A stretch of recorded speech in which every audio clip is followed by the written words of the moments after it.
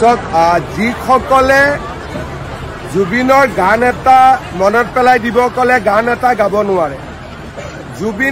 জুবিনৰ কোনোদিনা ফাংচনতো অহা নাছিল। তেনেকুৱা এছাম মানুহক কংগ্ৰেছ অখিল গগৈয়ে সমাধিস্থললৈ লৈ আহে। তাৰ ফলত প্ৰকৃত অনুৰাগীসকলে তাত প্ৰৱেশ কৰাত কষ্ট পায়। আজি বিশেষকৈ মিয়া সমাজৰ এছাম মানুহে অযথা গধূলি তেওঁলোকে জুবিনৰ সমাধিত আহি জুবিনক কষ্ট দিয়া কামটো কৰি থাকে। কাৰণ জুবিনৰ যদি হুৰ হুৰ হুৰাই দিয়ে গানটো মনত পেলায় বা জুবিনৰ যদি ইণ্টাৰভিউটো আপোনালোকে দেখিব তেওঁ কিমান দুখ কৰিছিল যে অসমত কিমান মিয়া সোমালে বুলি।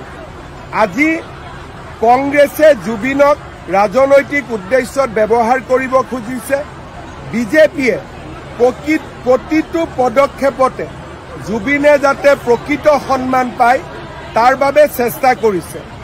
এপ্ৰিলত ইলেকশ্যন হৈ যোৱাৰ পিছত ডুপ্লিকেট জুবিনৰ অনুৰাগীবিলাক নোহোৱা হৈ যাব।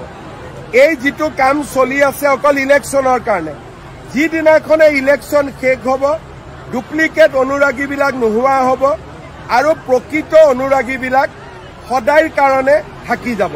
যেনেকে ভূপেন হাজৰিকাৰ লগত আছে, জ্যোতিপ্ৰসাদ বিষ্ণু ৰাভাৰ লগত আছে, তেনেকে জুবিন গাৰ্গৰ লগতো থাকি যাব। ইলেকশ্যনলৈকে ডুপ্লিকেটবিলাক থাকিবই। আপুনি ৰখাব গ'লে আৰু তেওঁলোকে বেছিকৈ জুবিনৰ সমৰ্থক হৈ পৰে।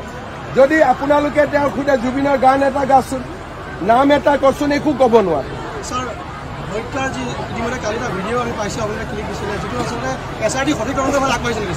SITয়ে বহুত ভাল পথত আগবাঢ়িছে। বহুত ভাল তথ্য, বিস্ফোৰক তথ্য আমাৰ হাতত পৰিছে। আৰু মই ভাবোঁ যে 10 ডিচেম্বৰৰ ভিতৰত 17 তাৰিখে লাষ্ট ডেট, তাৰ আগতে মই 10 বুলিয়ে মনত ভাবি থৈছোঁ। জুবিনৰ ঘটনাক সম্পূৰ্ণ ৰাইজৰ সন্মুখলৈ আমি আনিব পাৰিম। কৰবাত অসমৰ ৰাইজ আচৰিতো হ'ব, অলপ দুখো পাব, কষ্টও পাব, লগতে খঙো উঠিব।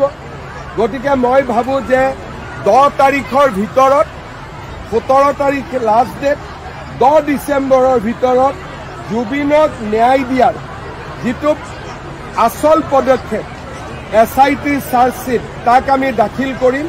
আৰু ৰাইজে এক প্ৰকাৰ ক'ব গ'লে বহু বছৰ জুৰি জুবিনৰ লগত হৈ থকা বহুত দুখ আৰু বেদনা ভৰা কাহিনী গম পাব। 100%। হিমন্ত বিশ্ব শৰ্মাই যদি কিবা এটা কাম হাতত লয় তাক চেচ নোহোৱালৈকে মই নেৰোঁ।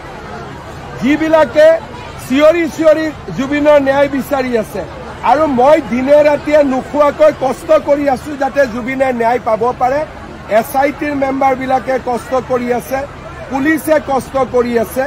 কাৰণ আমি অসমীয়া মানুহবোৰ হ'লো জুবিনৰ প্ৰকৃত অনুৰাগী আৰু সেইকাৰণে জুবিনক ন্যায় দিয়াটো আমাৰ দায়িত্ব।